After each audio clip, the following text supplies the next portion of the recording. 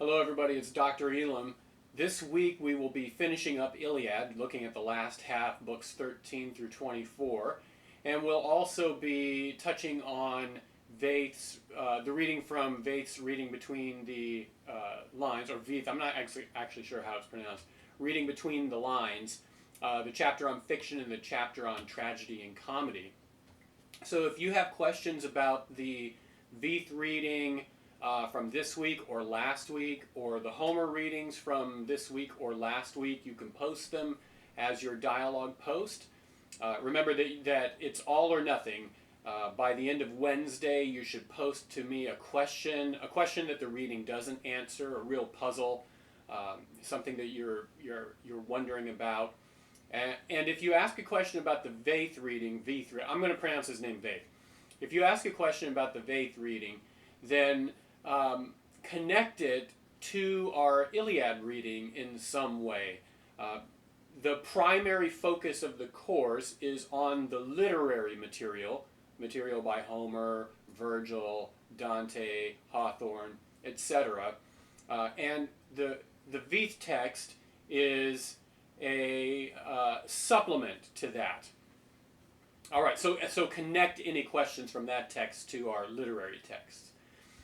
The Veith reading I guess I'm going to say Veith now. The Veith reading, maybe I'll go back and forth, covers fiction, so that's the second part of the reading, and talks about tragedy. We're doing the tragedy part of the tragedy comedy chapter. The section on tragedy reminds us that the depiction of sin, and this is earlier in the Veith text, that the depiction of sin is not necessarily sinful, and we know this because the scriptures depict sin. And we also know that the scriptures depict sin at times without commenting on it. Now, I know that some will say, well, the context of the portrayal of that sin always shows that sin is bad. So I wouldn't argue with that for the most part. But there might be places where it's not so obvious that the scripture is condemning the practice instead of merely reporting it. Now, we know through the revelation brought to us by Christ that sin is a worse situation than we can imagine, right? The Sermon on the Mount, you have heard it said, an eye for an eye, a tooth for a tooth, but I tell you to turn the other cheek. You have heard it said that not to murder, but even if you say something, you harbor ill will towards someone, then that's just as bad. I mean, the situation is, I know I'm paraphrasing and not quoting exactly, but the situation Christ is showing us is actually worse than we think. And the depictions of sin in the scriptures and in literature show us different ways in which we are broken, different ways in which we have fallen. Now, if you're Homer, in the darkness of your pagan mind, you are doing your best to work through that and come to grips with it in some way. Now, does Homer believe in the gods that he presents in the Iliad? Yes, I think he does believe in the gods. Does he believe that they are anthropomorphic with arms and legs walking around on Mount Olympus? I don't know. I know he portrays them that way. I don't know if he actually believed in them in that way when he was going to sacrifice at an altar somewhere. Probably most people thought of the gods the way Sophocles presents them, which we will get next week with Oedipus, where the god never appears on stage. It's just kind of a force out there working in the world of humanity with really its own interests, which is a contrast to the true God. So, whether or not Homer actually believed that his depiction was an accurate depiction, or whether his depiction was kind of a reification, a making concrete of these ideas that the divine intervenes on the behalf of men, it's hard to say. And even the ancient philosophers are divided on the question. Some believe that that Homer doesn't mean for the gods to be understood in that way. Others believe that the gods are like with human form and all this, that, and the other thing. It's a complicated matter. It's more complicated often than we were led to believe. For example, when I was in school, I just thought that the ancient people believed the gods were like superhuman versions of us with arms and legs and heads walking around and talking and all of that. However, having gone through programs of academic study, I realized that that's only part of the way people could have thought about the gods. It's actually it's more expansive than that. In any case, back to the text. So the Veith text. So Veith discusses that tragedy, and tragedy as a genre we will see overtly in Sophocles next week, but the idea of tragedy, that a person's flaws can undermine not only themselves but their allies and their city, their friends and neighbors and family, that idea is in Homer. Achilles sitting out the war, remember back in Book 1, Achilles actually prays to the gods that his own allies would suffer in order that he be vindicated. Now, some will also argue that Homer holds that value. I don't believe Homer holds that value. I think his depiction of Achilles would be different if Homer valued that. Instead, Homer reports that as a narrative fact. Is it a historical fact? We don't know. But for Homer, it's a narrative fact. It's a story fact. And he presents that fact with consequences which touch people in terrible ways, characters who are maybe even more praiseworthy than Achilles are touched by his desire for vengeance. So I don't believe, and I'm not alone in this. I wish I was some sort of original thinker, but I'm not. I'm not alone in this. Homer, I don't believe, thinks that Achilles is in fact justified in his actions. I think Homer is saying this is a problem. This is a real problem, and things that we will see in the second half of Iliad touch on that. Now, the other selection that we had from the earlier selection, which I mentioned briefly, is the fiction section.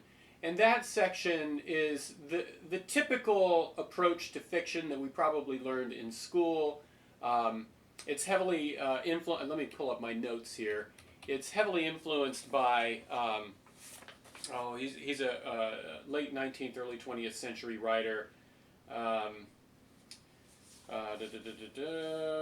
Indulge me here for a moment. The conventions like theme, setting, character. E.M. Forster.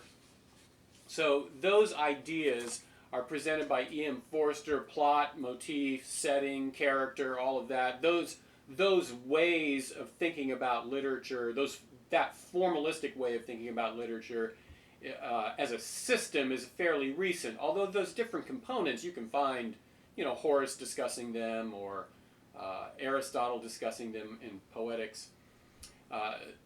In any case, they are valuable ways of thinking of literature. What does the character of Achilles reveal to us about Homer's desire to speak to his audience? I think that, and it's not just Achilles, we can bring other characters in. I think that one of Homer's overriding thoughts is that war is a terrible thing that touches everyone, even those who don't desire it. Even those who don't desire war find themselves dead on the battlefield. Those who have no responsibility for war, like Hector, have to bear the brunt of other people's decisions. His brother Paris running away with Helen. Agamemnon and Menelaus, trying to lead the Greek army, have to suffer through Achilles' decision of abandoning the battlefield for a period of time. And Achilles could be seen in contrast to Paris in that instance. Now, I'm not saying, be careful, I'm not saying that the counterpart to Achilles is Paris. What I'm saying is there's an aspect of Paris shared by Achilles, and Homer, who's no fool, understands that his portrayal is going to raise that similarity in the minds of his audience, so that his audience doesn't go, oh yes, Achilles is just like Paris. The audience will say, just as Paris' own obstinacy, his stubbornness, makes his allies suffer, so too will Achilles' own obstinacy make his allies suffer. So, so those things like plot, story, plot details, motifs which are like patterns of doing things. So a motif is not necessarily a theme, but there's a motif, for example, in Iliad of the failed attack followed by death. That's a motif, right? Somebody will try to attack, like it's usually a Trojan warrior, right? Will try to attack a Greek warrior, fail in the attack, and then find himself being killed by the Greek warrior, who sometimes has words to say as he's killing the Trojan warrior. That's a motif, a little narrative pattern. It's not a theme. It's not, Homer is not exploring the theme of the initial attacker being killed by the defender. That's not a theme that he's exploring. It's just a way of telling his narrative, a motif for talking about the devastating effects of war. And remember, the devastating effects of war touch both sides. At the end of Book 4 of Iliad, we find Trojan and Greek warriors falling down side by side on top of each other, which again, Homer, no fool, is doing that on purpose, showing, you know what? The dead are all equal. It doesn't matter whether you're Trojan or Greek. If you are in war, you're both going to die on the battlefield. It's a great equalizer. Now, and I know that Homer is not doing philosophy in the Iliad, despite what some people may think. Even some of the ancient philosophers think that he's doing philosophy. Some of the ancient philosophers think that Homer is doing theology. He's not. He's doing narrative. Now, there are philosophical ideas that people can draw from Homer and that maybe Homer was drawing from in his portrayal, but he's doing story. He's doing a narrative.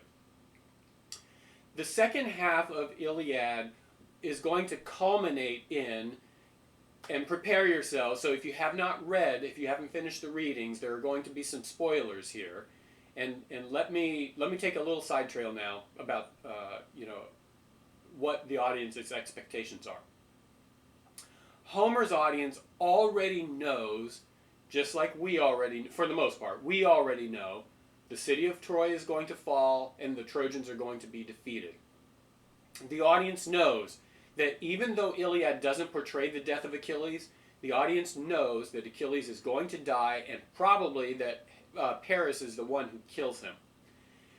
The audience knows that the Greek army is going to have trouble returning home. So, like the ease, I'm just going to go home, everything's going to be okay. The audience knows that that's going to be a problem. The audience knows when Hector is on the wall with Andromache, his wife, and he takes off the helmet and he looks at his son, and they have words about, I don't want my son to go away a captive. I want him to be the lord of the city. Astyanax means lord of the city. I believe it's lord of the city. The audience knows that neither of those fates are in store for Hector's son. In fact, Hector's son will be thrown from the wall of Troy when it's sacked. That's not presented in Iliad, but the audience knows all of these things.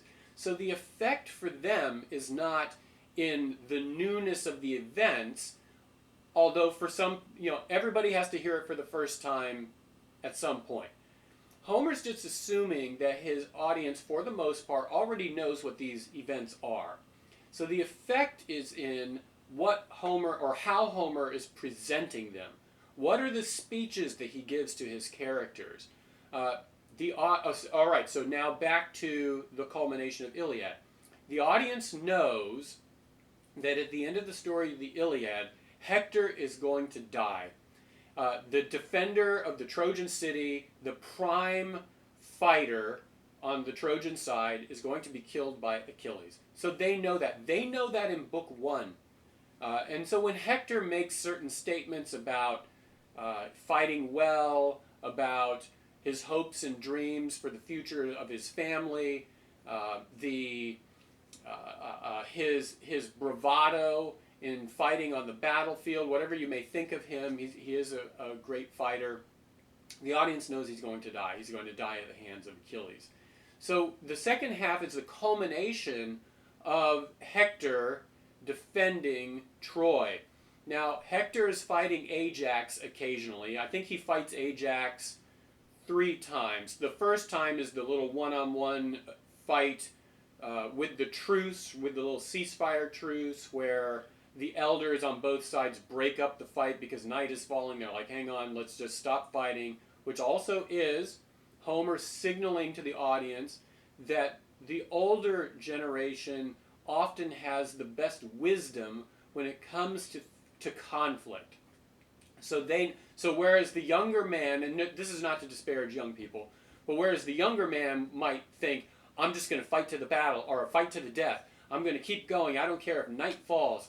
The hot-headed individual will do that. The retrospective person, the person who takes more consideration, says, you know what? Night is a good signal to us to wrap all of this up. Now, interestingly, at the end of Iliad, even after Hector has been killed by Achilles, Achilles' mind is not eased by this. Achilles cannot come to the position that the wise come to. Even Nestor, who's on the Greek side, counsels Achilles, you should back off of your rage earlier in the narrative. His old tutor Phoenix, when Agamemnon sends the diplomatic embassy to Achilles' tents to get him back onto their side, right? Don't sit in your tent anymore. Come back and fight for us. Even Phoenix, Achilles' old tutor, says, look, son, there's no point in raging on and on and on. And now some of his advice is pragmatic, right? Just take all of the compensation, the war prizes, the loot that Agamemnon is giving you, because you may come back to the battle and it'll be too late. Now, Achilles does get the loot anyway, but what he loses, though, is his friend, Patroclus. And he loses his friend because he cares more about his own obstinacy, which he thinks is his honor. He cares more about that than he cares for his allies, including his best friend, whom he allows to go into battle. Now, he does tell his friend, don't get too close to the wall of Troy, because you could get killed. And that's how, in fact, he does get killed. So Homer is showing this conflict, this disturbance of the domestic space. Remember, this all starts because Paris runs away with Helen, a disturbance of a marital relationship. This domestic space is being disturbed, and war is tearing everybody apart, and Hector, the defender of the city of Troy, is going to pay the ultimate price. Now, he's the one who kills Patroclus, and Achilles now finds himself on the side of those whose domestic space, right, his ally in the camp, has been killed. And so now Achilles is suffering personally. And it's his own fault. Interestingly enough, Achilles, your professor, and again, I'm not alone in this, but your professor believes that Achilles, for the most part, does not change throughout the course of the narrative. Some well-known scholars, Bernard Knox is one of them, disagree. They would say that Achilles absolutely changes. He becomes a different kind of person. I think it's an open question. Whatever your view is, you should be able to support it from the text. I would say Achilles doesn't change, because even though he takes some of the blame when he and Agamemnon are finally reconciled to each other, later on in book 23, which will seem kind of odd if you're not there yet, in book 23, when all of this pauses so we can all have, like, the Olympic Games, they're called funeral games, so when the Greeks can participate in funeral games, oddly enough, Achilles is, even though he's more gregarious in spirit, he's still not quite able to manage what to do in conflict. Now, there are different ways of reading that. Some people read it as Achilles learning a lesson and actually acting wisely, but sometimes characters like Nestor have to come in and help him out, or sometimes he doesn't make a decision and, like Menelaus, or somebody other than he makes a decision, or somebody else backs down, unlike Achilles did earlier in the narrative. And even in book 24, when Priam goes to ask for the body of Hector from Achilles, Achilles says, listen, old man, don't get me riled up or I'll kill you right here in the tent. Now that can be read as Achilles having more self-awareness. I don't know that I would dispute that, but I would say Achilles' recognition that he is hot-tempered and cannot control his temper is only now revealing who he always is. The only thing that's changed is now he's just aware of it. He's aware of how he always has been, hot-headed. Remember that the river god Xanthus has to rise up and fight against Achilles.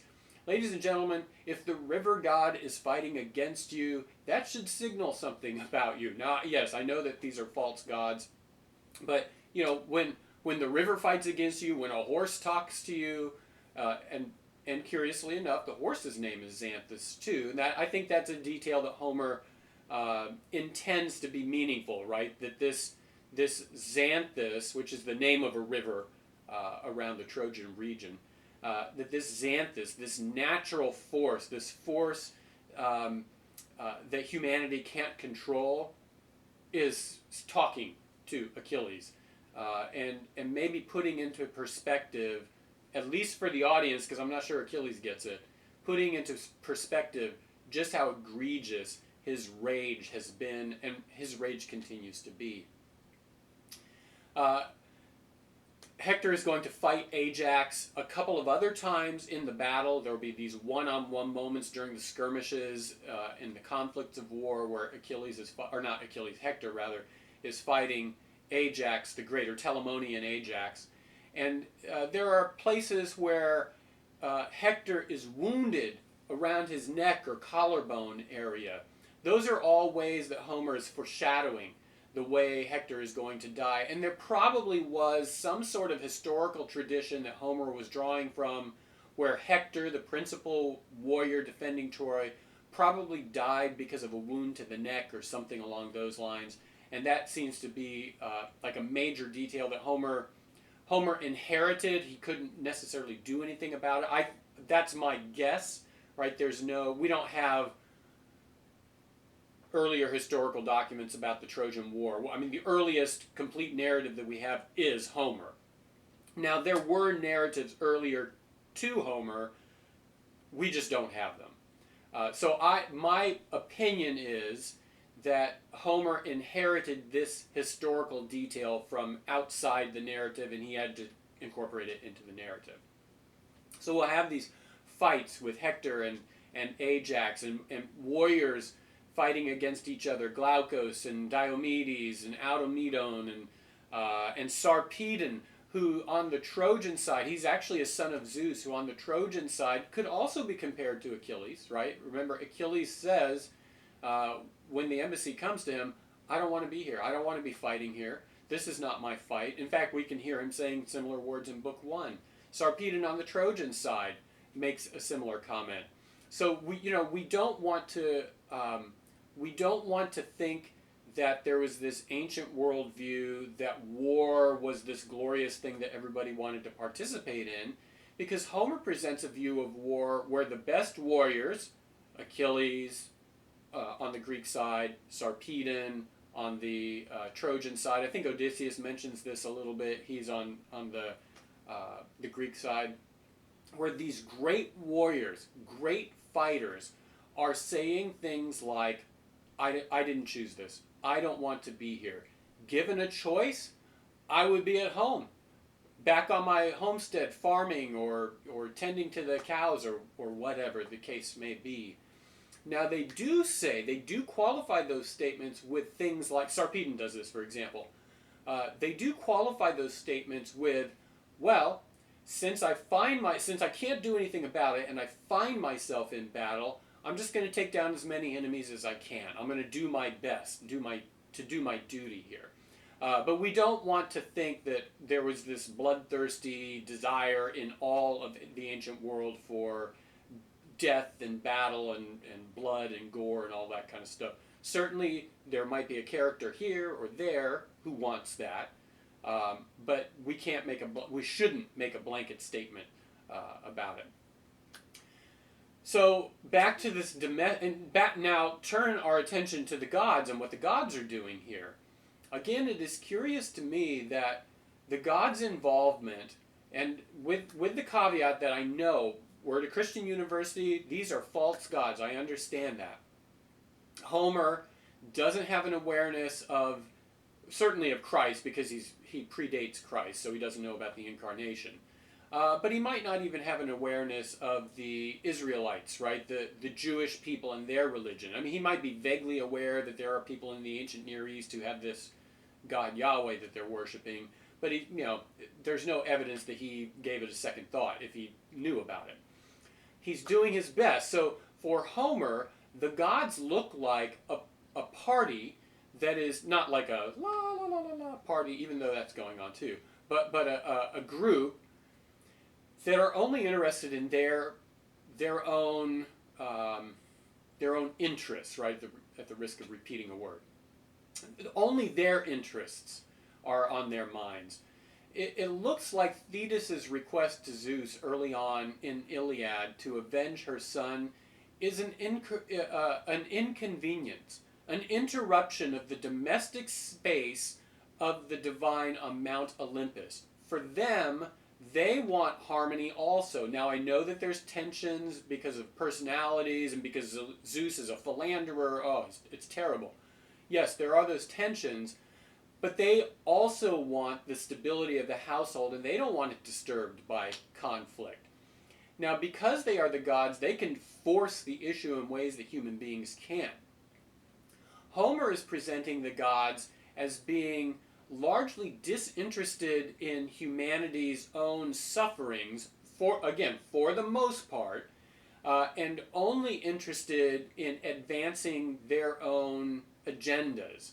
So when Poseidon and Apollo are talking about or remembering perhaps some of the reasons why they are fighting on one side or the other, it's because those reasons are rooted in their interests. By the way, if you didn't know, Poseidon and Apollo helped to build the wall of Troy. It's either Priam's father or his grandfather had contracted Apollo and Poseidon to build the wall for them, and then reneged on the contract. Right, he didn't fulfill his side of the bargain, and so that's part of why Poseidon is angry with the Trojans, and part of why I believe he asks in book. I forgot which book it is, but I believe he asks Apollo, why are you even fighting for the Trojans when we have this beef against the Trojans? So their interests are at heart. Aphrodite, yes, she saves Paris, but she only saves Paris because he judged her to be the most beautiful. That's what she wanted. Aphrodite helps to save Aeneas, Aphrodite and Apollo. But the reason Aphrodite saves Aeneas is because it's her son. Apollo might, and I think I mentioned this in the last lecture.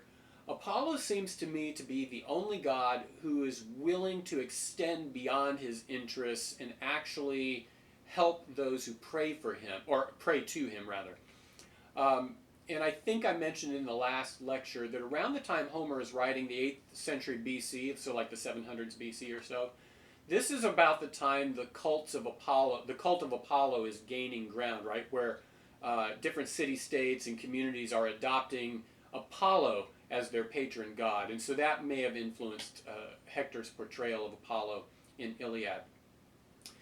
For the most part, though, it seems, again, that the gods are a disinterested party. They're not above deceiving others in order to accomplish their ends. Athena, of course, and she is on the Greek side, so that it's not really that scandalous. But Athena does trick Hector into standing his ground against Achilles, thinking that Hector, has an ally, which he does not.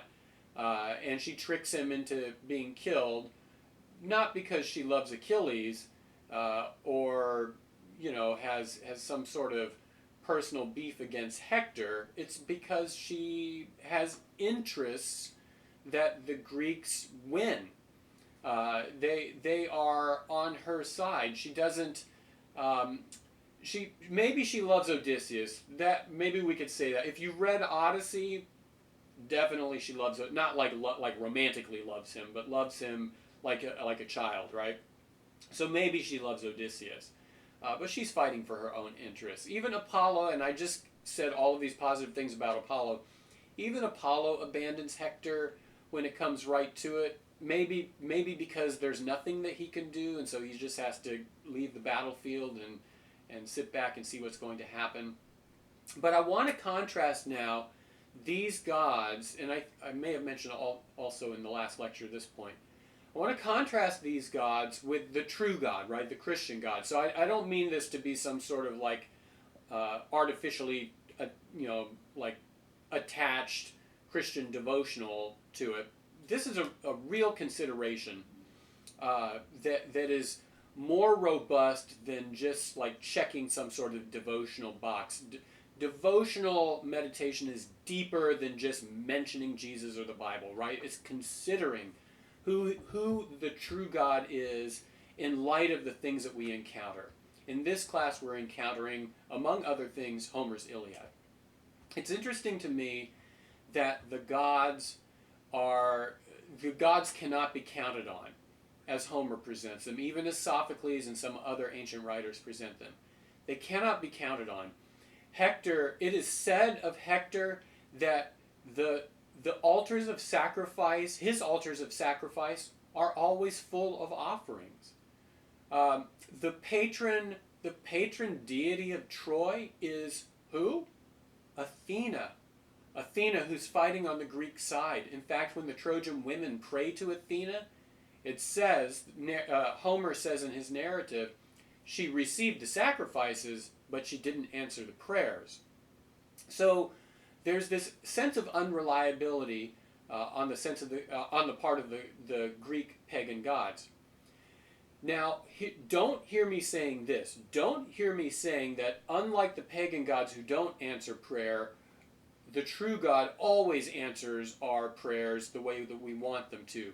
He doesn't always. Remember Paul's prayer to remove the thorn in his side? Okay, so technically there's an answer, right? So like, oh, Dr. Elam, that's still an answer. Okay, all right. But the answer is no. The answer is no, my grace is sufficient for you, that's different from the pagan gods. For the pagan gods, the answer would be no. And often you don't even know that they've said no. For us, a no answer is in the context of God having our best interests at heart and also being interested in being reconciled to us. That God reconciles us to himself, and I know I put God in the passive position there, but God reconciles us to himself. Could you imagine Zeus reconciling us to himself, or Apollo reconciling us to himself, even for all of the positive aspects of Apollo's character? Could you imagine Athena reconciling us to herself, or Hera? No, these pagan gods are not interested in bringing about lack of conflict or peace between humanity and the divine. It's God who in the second person of the Trinity takes on human flesh, right? The hypostatic union, which I just accept as a fact. I don't always understand it. That the incarnation shows not only that God is interested in talking the talk of reconciliation, but he's interested in doing the deeds of reconciliation, what we could not do. The Greeks couldn't do it. They know they can't do it, and they imagine their gods as being arrayed against them. We as Christians know we can't do it, and we take comfort in the fact that God takes it upon himself to reconcile us to him. So I think that's an important contrast. The contrast shouldn't be that God, the true God, always does, always answers our prayer and gives us what we want. That is not the case. Reality bears this out. The difference isn't even morality. The pagans have morality. They know what's right and wrong. Hector's rebukes against Paris show us that there's a right and wrong. Phoenix's rebukes to Achilles show us that there is a right and wrong, that the pagans believe in right and wrong. The difference is God's love for us. And I don't mean that in kind of some flowery, empty way that we, say, like, God loves you, and then we don't really think about what that means. We need to think about God loves you as a really substantive thing. All right, so that's my little sermon for the day, and we can sing our closing hymn and adjourn. in any case, your questions, the questions that you have about our readings for weeks 1 and 2, either from Homer or from Veith, attached to some point about our Homer readings, post those by the end of Wednesday, and this will be our dialogue procedure for the next 2 assignments in week 5 and week 7. Post those. I will then post a video answering your questions, and I think that's it. Oh yes, one other thing. I've also posted below terminology. I will ask about some, maybe all of this terminology on the exam, the first exam. So review it. Look at it in the text, for example. So let me take a few extra minutes now to show you what I'm talking about. For example, the invocation of the muse.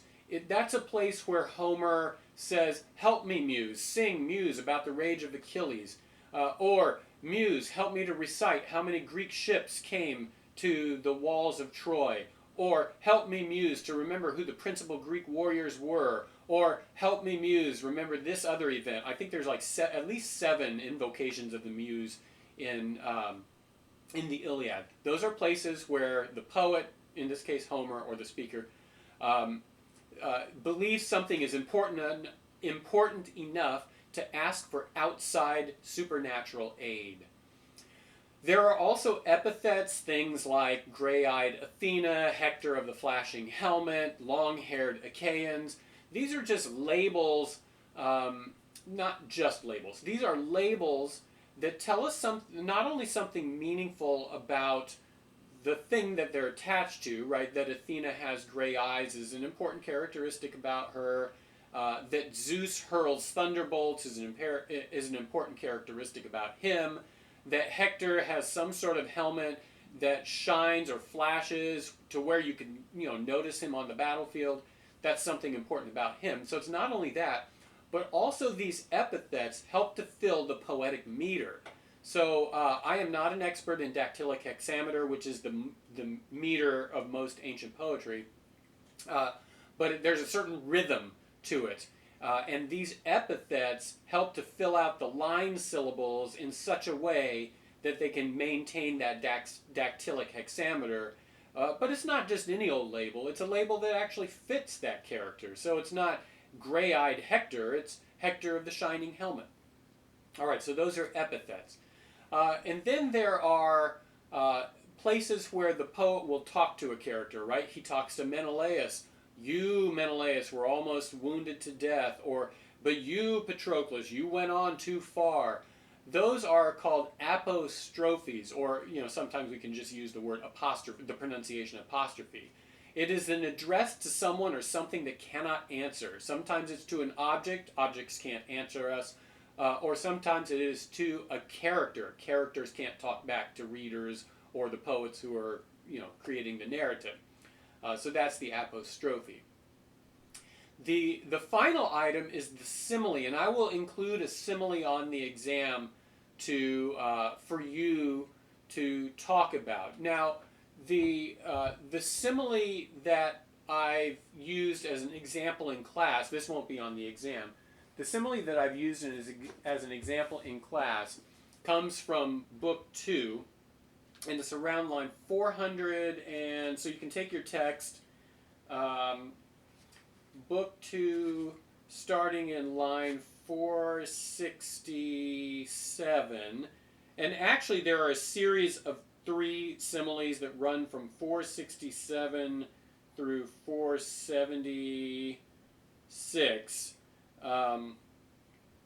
around there, 470, or maybe even 479, depending on how you reckon it. I'm going to focus on one of these 3 similes. So I'll read the passage right now, and then I'll talk about how the simile works as an example of how you should be thinking about these similes, especially when I ask you about one on the exam. All right. So starting in line 467. They took position, and pause for a second. Remember I said earlier in one of my earlier lectures, the requirement for this class is to refer to book and line number because Not all of the versions of Iliad use the same page numbers, so that's why I'm doing book and line number. Starting in line 467 of Book 2. They took position, the Greek warriors, took position in the flowering meadow of Scamander, thousands of them, as many as there are leaves and flowers in springtime. That's the end of the first syllable, or simile. As the many swarms of, this is the beginning of the next simile now, as the many swarms of incessant flies that flit about a shepherd's stall in spring, when milk splashes the pail, so the long-haired Achaeans took their stand against the Trojans on the plain, urgent to shatter them, as goat-herding men, this is the third simile, so it's a string of three right in a row, as goat-herding men easily separate wide-ranging herds of goats when they are mingled in pasture, so the leaders marshaled the men here and there. So the simile is it's a structure, it's a poetic structure that uses the formula as blah, blah, blah, so yada, yada, yada. Now, the comparison is not just a physical comparison. So let me hone in on the middle simile here. This is the one that starts in line 469. As the many swarms of incessant flies that flit about a shepherd's stall in spring when milk splashes the pail, so the long-haired Achaeans, these are the Greeks, took their stand against the Trojans on the plain, urgent to shatter them. That is not merely about looking at a group of people from far away and saying they look like a bunch of flies around a pail of milk.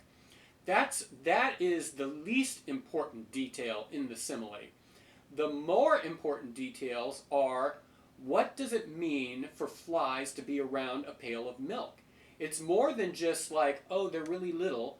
It is, they are bringers of spoilage. They are disturbers of domestic tranquility, right? These are not flies around a corpse. These are flies around a pail of milk. And this bears out Homer's preoccupation with domesticity in the Iliad, right? Just look at all of the little details about domestic things that shape his narrative. So these are about wreckers of the domestic.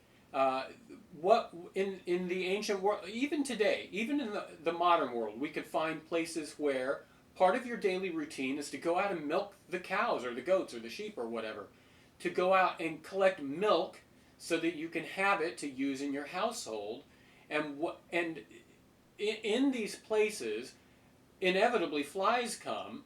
And the ancient people weren't idiots. They were like, oh, flies, I wonder what to do with that. No, they would shoo the flies away because the flies could be a corrupting influence. They are carriers of corruption.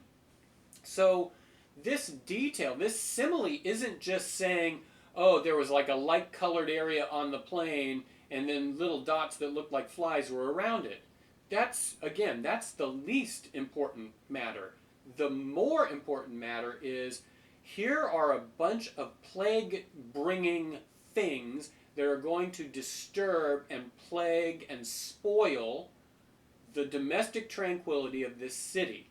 And on the Greek side, so the simile that comes right before it about leaves of grass and flowers on the Greek side, describing the Greek army in that way for them, that could mean things like youthfulness and vitality are what make up the Greek army, and not only youthfulness and vitality, but flowers which wither and die, right? This youthful vitality is going to be spent on the battlefield.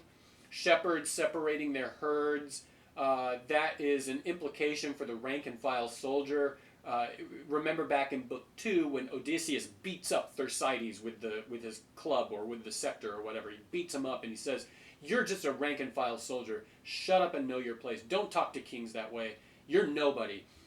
This could bear out that idea that the leaders have more prestige and honor. So the simile is presenting depth of meaning that is not, at first glance, it's not as obvious. You have to attune yourself to hearing the deep resonances, the deep echoes of the simile. So I will definitely ask you about similes on the exam. So look at that document below the video here. All right, ladies and gentlemen, it's been good to be with you. I appreciate your watching the lectures. I mean, it's a requirement, of course. But nevertheless, I do appreciate it. I wish everybody well. I look forward to your questions this week about Iliad and perhaps about the Veith reading connected to the Iliad. Next week, we will get started with a different form of ancient literature, the drama. We'll be reading Sophocles, and we'll also be reading works from ancient Roman writers. Just as important as the Greek writers, we'll be looking at two of the four principal writers. Virgil, we'll be looking at his eclogues. We won't be looking at Aeneid, which is brilliant, but we'll be looking at eclogues instead. And we'll be looking at a selection of writing from Horace, brilliant Roman poet, a contemporary of Virgil. In fact, they were friends and probably introduced each other to the similar spheres of influence. All right, folks. Thank you very much, and I will see you next time. Bye-bye.